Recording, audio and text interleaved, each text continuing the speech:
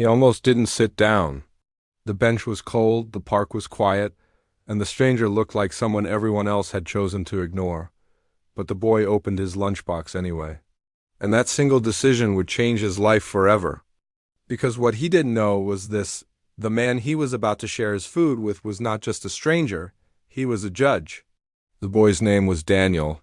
He was 12 years old, small for his age, with worn sneakers and a backpack that had been repaired more times than he could count.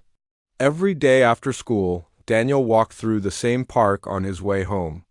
It was his shortcut, and more importantly, it was the one place where he could sit quietly before going back to a small apartment where his mother worked late and worries felt heavier than his school books. That afternoon, Daniel sat on his usual bench, opened his lunchbox, and sighed.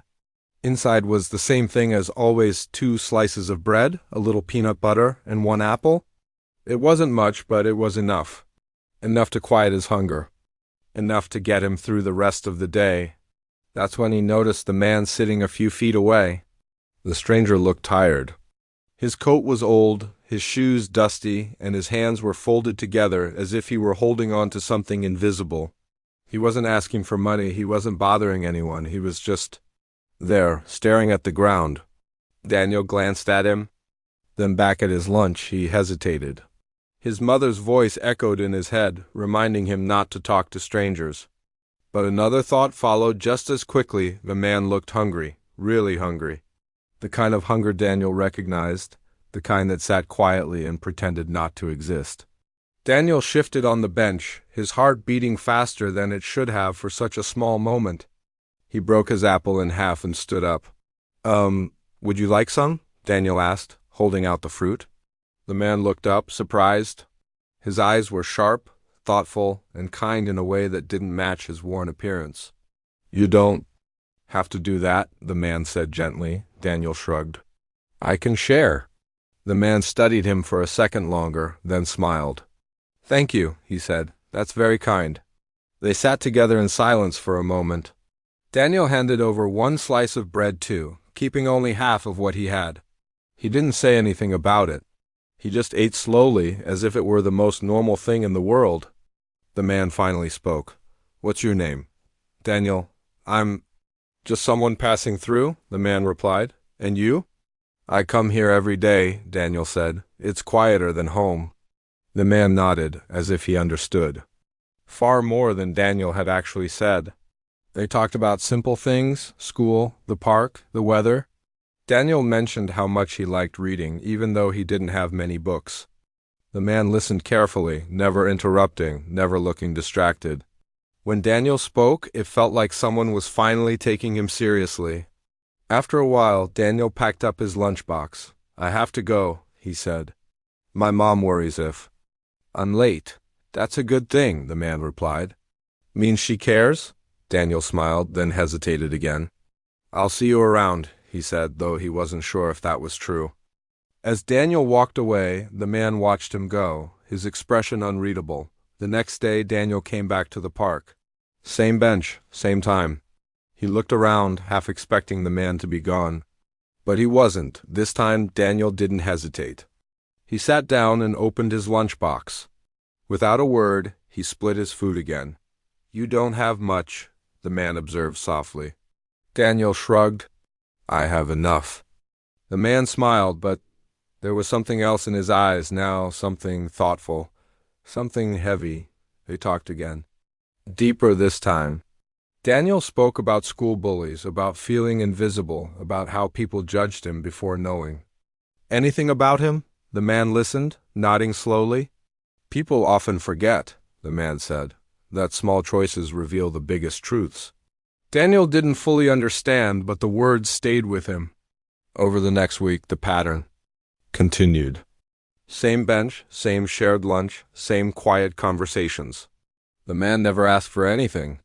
Never told Daniel who he really was, and Daniel never asked. Until one afternoon, everything changed. As Daniel and the man sat together, a loud argument broke out nearby. A security guard was shouting at a homeless woman, accusing her of stealing food from a vendor. A small crowd gathered. The woman cried, insisting she hadn't done anything wrong. Daniel froze. He wanted to help, but fear glued him to the bench. The man stood up. "Excuse me," he said calmly, stepping forward. His voice wasn't loud, but it carried authority. "What evidence do you have?" The guard scoffed. "Stay out of this." The man didn't raise his voice. He didn't threaten. He simply spoke again, carefully, clearly, asking the right questions. The kind of questions that made people listen whether they wanted to or not. Within minutes, the vendor admitted he'd made a mistake. The woman was released. The crowd slowly dispersed. Daniel stared at the man, stunned. "That was, amazing," Daniel said quietly. The man sat back down. Truth has a way of surfacing when someone is willing to look for it. Daniel felt a strange mix of awe and curiosity. "You talk like my teacher, but smarter." The man laughed softly. As the sun began to set, the man finally said, "Daniel, may I ask you something?" "Sure. Why do you share your lunch with me?" Daniel thought for a moment. "Because you looked like you needed it, and because you listen." The man nodded slowly, as if Daniel had just confirmed something important. "Tomorrow," the man said, standing up, "I won't be here." Daniel's heart sank. "Oh, but," the man continued, "we will meet again." Daniel didn't know why, but something told him that was true. As the man walked away, Daniel watched him disappear into the crowd, unaware that this small act of kindness, this shared lunch, had already set something far bigger into motion. And what Daniel didn't know yet was this: the man he shared his lunch with wasn't just listening, he was judging. Daniel didn't see the man the next day, or the day after that. The bench felt emptier than it should have, and the park seemed louder somehow, as if the quiet conversations they shared had been holding something together, Daniel told himself. It didn't matter, it was just a stranger, just a few lunches. But it did matter. A week later, Daniel's life took an unexpected turn. At school, his teacher announced a field trip to observe a real courtroom in session. Most of the kids groaned, already bored by the idea of sitting quietly and listening to adults talk. But Daniel's heart skipped. He loved books, rules, and stories about right and wrong. Something about the idea felt important. The day of the trip, Daniel wore his cleanest shirt. The class filed into the courthouse, their footsteps echoing. Against polished floors, everything felt big and serious. The high ceilings, the wooden doors, the way adults spoke in hushed tones, it all made Daniel sit up straighter. They were led into the courtroom and told to sit quietly in the gallery. Daniel scanned the room out of habit. And then he froze. At the front of the courtroom, adjusting papers and speaking calmly to an attorney, was the man from the park. But he didn't look the same. He was wearing a crisp suit. His posture was straight. His voice carried authority. Everyone listened when he spoke. Daniel's breath caught in his throat. That's when the teacher whispered, "That's Judge Harrison, one of the most respected judges in the district." Daniel felt dizzy. Judge. The man he shared his lunch with. The man who sat on a cold bench and listened to him talk about school. The man who defended a stranger with nothing but calm questions. Judge. The session began. Daniel barely heard the details of the case. His eyes kept drifting back to the judge. Judge Harrison was fair, thoughtful, firm but compassionate. He asked questions that cut through confusion. He listened, really listened. Daniel suddenly understood. Something the man at the park hadn't been pretending. He had been choosing. After the session ended, the class was allowed to stand and stretch. Daniel stayed seated, heart pounding. He didn't know whether to feel embarrassed, confused, or proud. As the class prepared to leave, Judge Harrison's eyes scanned the gallery. They landed on Daniel. For just a second, the judge smiled. Not the formal smile he gave everyone else. The same warm, familiar smile from the park. Daniel's face burned. That afternoon, Daniel's teacher pulled him aside. "Daniel, Judge Harrison asked if he could speak to you for a moment." Daniel's legs felt like rubber as he followed her into a quiet hallway. Judge Harrison stood there alone. "I was hoping I'd see you," the judge said. Daniel swallowed. I didn't know." "I know," Judge Harrison replied gently. "That was the point." They sat on a nearby bench. Different bench, same feeling. You never treated me differently, the judge said. Not when you thought I was important.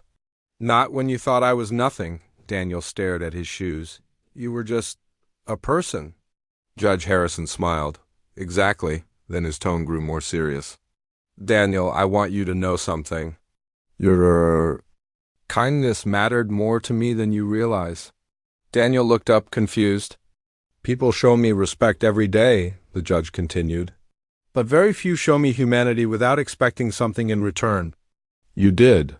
Before Daniel could respond, a man in a suit approached. Judge, we're ready for the next case.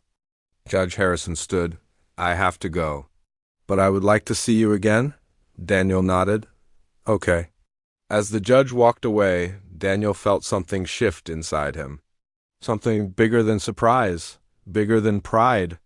That night, Daniel told his mother everything, about the park, the lunches, the judge. His mother covered her mouth, eyes wide.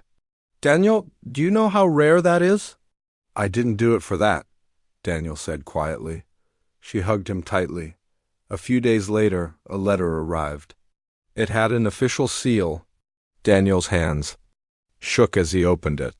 Inside was an invitation to attend a youth mentorship program sponsored by the courthouse. Judge Harrison's name was signed at the bottom. The program changed everything. Daniel spent weekends learning about law, justice, and ethics.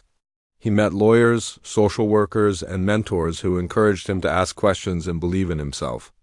Judge Harrison checked in often, never favoring him, never lowering standards, only guiding, but not everyone was happy. At school, a boy named Marcus began teasing Daniel. Think you're special now? He sneered. Judge's pet. The words hurt more than Daniel expected. One afternoon, Marcus pushed him in the hallway. A teacher rushed over. Witnesses spoke. The story twisted. Daniel was blamed. He was sent to the office, heart racing, fear rising. Old feelings crept back, the fear of being unheard, unseen. The next day, Daniel received another letter, not an invitation, a summons. Daniel didn't know why his hands were shaking so badly. He hadn't lied, he hadn't started anything. But rules felt different when you were small and powerless. When he walked into the courtroom days later, his stomach dropped. Judge Harrison sat at the bench, their eyes met. This time there was no smile. And in that moment, Daniel realized something terrifying. Kindness didn't guarantee protection. Fairness didn't mean favoritism. And the hardest test of all was, still ahead? Because now, the boy who shared his lunch with a stranger was about to stand before him as a judge. The courtroom was quieter than Daniel had ever heard it. No playground noise, no hallway whispers. Just the slow, steady sound of his own breathing. Daniel stood at the front, hands clenched at his sides. Across the room, Marcus sat with his parents, arms folded, eyes darting around. The teacher who had reported the incident sat nearby, flipping through notes. And behind the bench sat Judge Harrison. Not the man from the park. Not the stranger who shared apples and quiet conversations. But the judge. Daniel felt his throat tighten. He wanted to look at Judge Harrison and find reassurance, but the judge's expression was neutral, professional, unreadable. The case began. The teacher spoke first, explaining what she believed had happened. Marcus's parents followed, their voices confident, their words polished. They spoke about Daniel's attitude, his recent changes, and how influence could affect a child. Daniel felt smaller with every sentence. Then Judge Harrison turned to him. Daniel, he said calmly, tell me what happened. In your own words? Daniel swallowed. His voice shook at first, but he kept going. He spoke about the hallway, the shove, the laughter, the moment he fell. He didn't exaggerate. He didn't accuse. He just told the truth. The judge listened. When Daniel finished, Judge Harrison asked questions. Careful ones. Fair ones, he asked Marcus the same way. He asked witnesses. He reviewed footage from a hallway camera. Time stretched. Finally, Judge Harrison leaned back slightly. The evidence shows, he said, that Daniel was not the aggressor. Daniel's heart pounded. The incident was initiated by Marcus. The judge continued, and responsibility lies there. Marcus's face fell. His parents protested, but Judge Harrison raised a hand gently. This court does not punish honesty, he said, and it does not protect misconduct. The ruling was clear. Marcus would face consequences, counseling, apology, accountability. Daniel felt a wave of relief crash over him, but Judge Harrison wasn't finished. He looked at Daniel again. I want to address something else, he said. This court recognizes that kindness, integrity, and respect for others are values that deserve to be encouraged. He paused. However, he continued, no one here receives special treatment. Not because of who they know, not because of who they've helped. Daniel understood, and somehow that made everything better. After the session ended, Daniel waited in the hallway. Judge Harrison emerged moments later. Are you all right? The judge asked. Daniel nodded. Yes, sir. Judge Harrison smiled, not the judge's smile, but the park smile. You did well, he said. Not because of me. Because you stayed? Honest when it was hardest. Daniel hesitated. Were you testing me? Judge Harrison shook his head. No, life was. They walked together toward the exit. You know, the judge said, that day in the park you reminded me why I chose this job. Why justice matters. Daniel looked up. I just shared my lunch. Judge Harrison stopped walking. No, he said gently, you shared your character. Weeks passed. The mentorship program continued. Daniel's confidence grew. He spoke up more in class. He helped others when he could, not because he wanted recognition, but because he knew how much small kindnesses could mean. One afternoon, Daniel passed the park on his way home. The bench was empty. He sat down anyway and opened his lunchbox. He smiled, because he understood. Now, kindness doesn't disappear. It moves forward. It becomes something bigger than the moment it started. Years later, Daniel would stand in that same courthouse, not as a visitor, not as a frightened boy, but as a law student, watching a new judge take the bench. Judge Harrison sat in the gallery that day. Their eyes met, and once again, they shared a quiet smile, because sometimes the smallest act, a shared lunch on a cold bench, can echo for a lifetime. And the boy who shared his food with a stranger learned the truth the world often forgets. You never know who you're helping, and you never know who you're becoming.